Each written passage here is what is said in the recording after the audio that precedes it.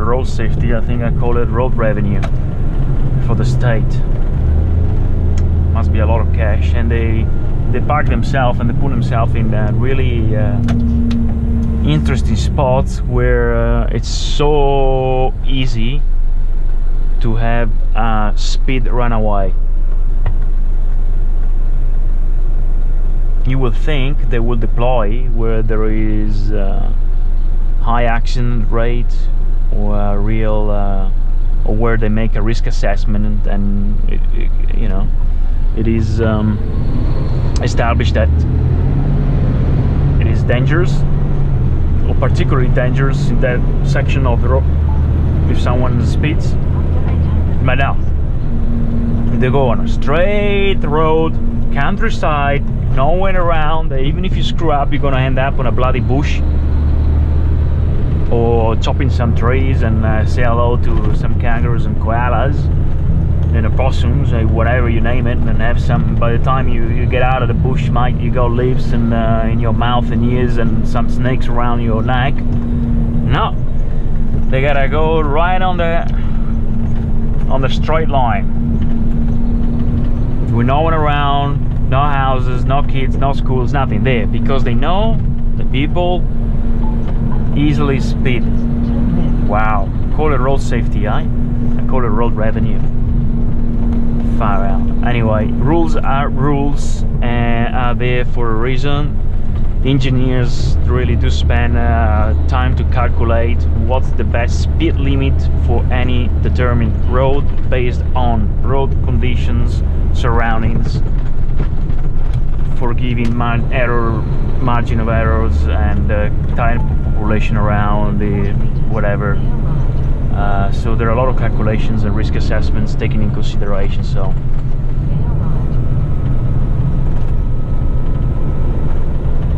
still though,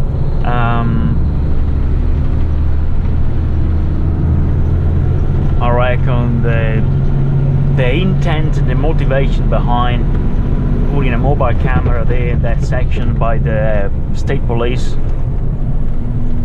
is not really a fair motivation or genuine calling road safety.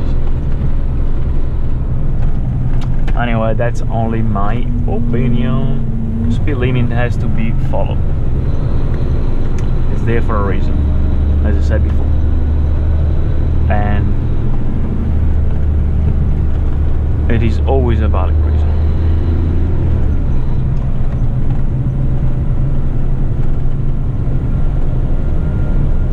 And it doesn't change much.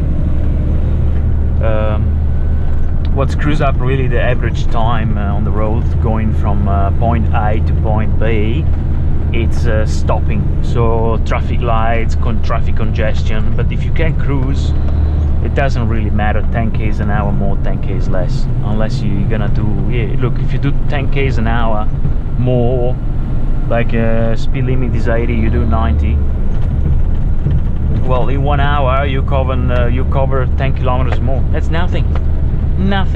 It's not worth it.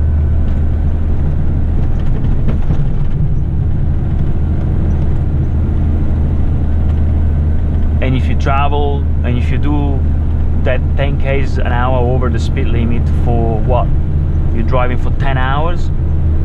Well, it's yeah, well, it's 100 k's extra, and still in 10 hours it's not worth it. Instead of doing 900 k's or 800 k's, you do 900 k's. I mean, really, come on, take a break, take it easy.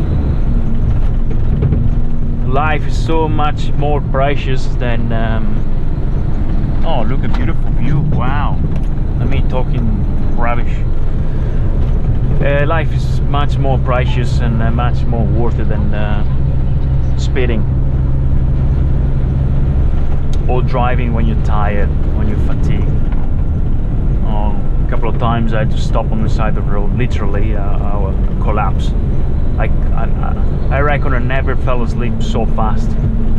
Only a few times. Going deep sleep straight away, and with dreams. Amazing. Such a satisfaction when you're tired and you fall asleep immediately.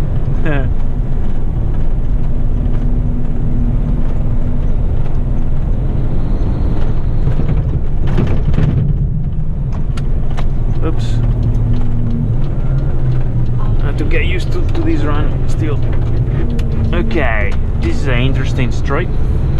High beams on, still rolling. I reckon the SD card will get full pretty quick. So yeah, we're gonna chop some trees, which is always good. Hopefully we'll not chop some cars. I'd say Australian people are pretty disciplined. Look at the way they park the cars, amazing. Really, really nice. Still want to go nice and slow, because if I chop some trees and some branches go on top of the cars,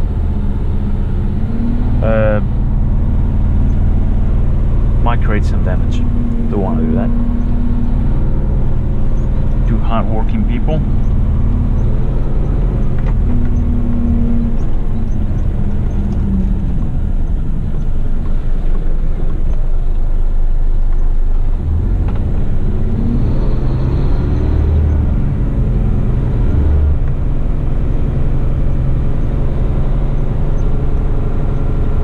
Nice Tesla. I wonder how it recharges out there.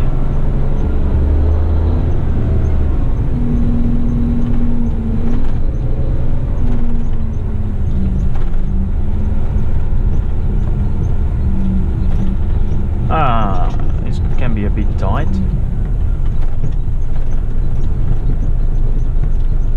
Pretty good. We're good. Still inches talking about. Still inches away.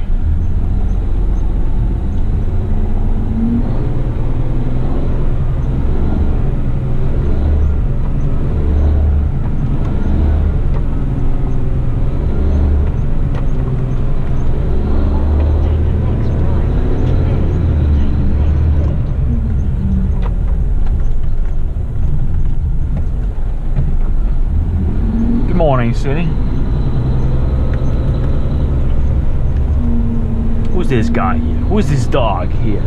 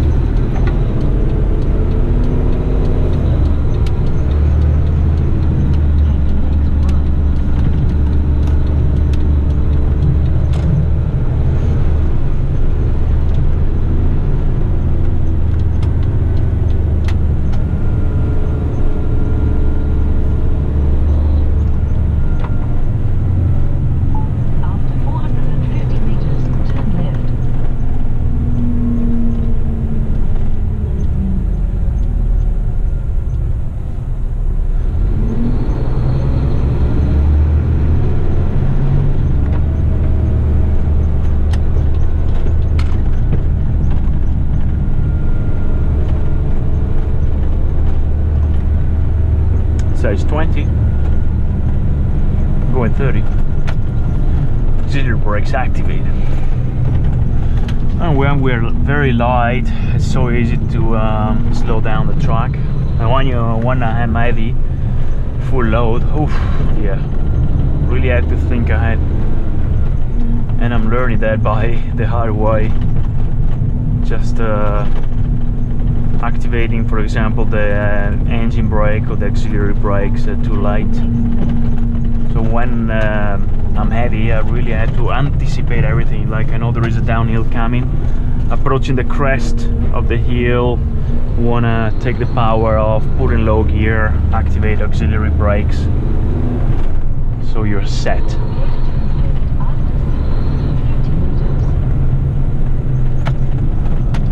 guess why the law says the first year gotta drive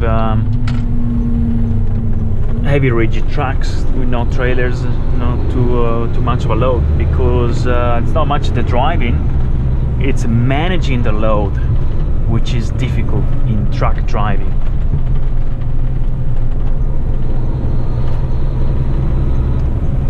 Managing the load, managing the fatigue. It's not much driving per se, that bit of practice and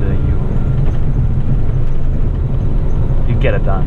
Maneuvering, especially tight spots, yeah, maybe a bit more, you know, a bit more time reversing in some crazy alleys and dryways, but it's managing the load that way harder.